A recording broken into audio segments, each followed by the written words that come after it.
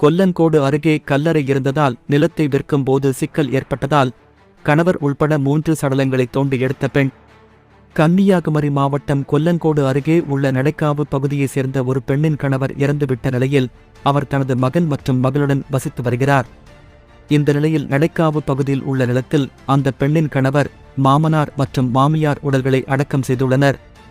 இந்நிலையில் மகளுக்கு திருமணம் செய்து வைக்க அந்த பெண் ஏற்பாடு செய்தபோது அதற்கு கூடுதல் பணம் தேவைப்பட்டது. எனவே அவர் நிலத்தை விற்க முடிவெடுத்தார். ஆனால் கல்லறை இருக்கும் இடம் என்பதால் அந்த நிலத்துக்கு போதிய விலை கொடுத்து வாங்க யாரும் முன்வரவில்லை.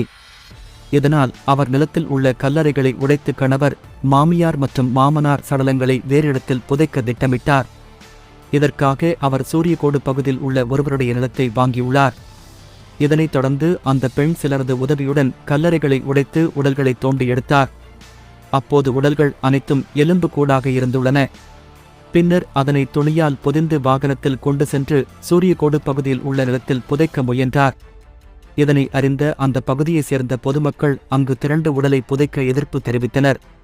உடனே அந்த பெண்ணுடன் வந்தவர்கள் ஓடிவிட்டனர்.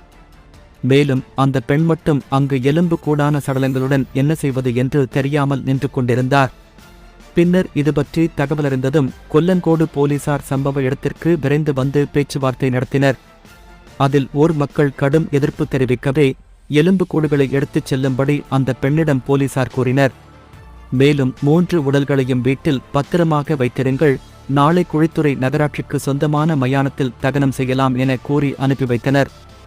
இதனைத் தொடர்ந்து அங்கு நிலவிய பரபரப்பு முடிவுக்கு வந்தது.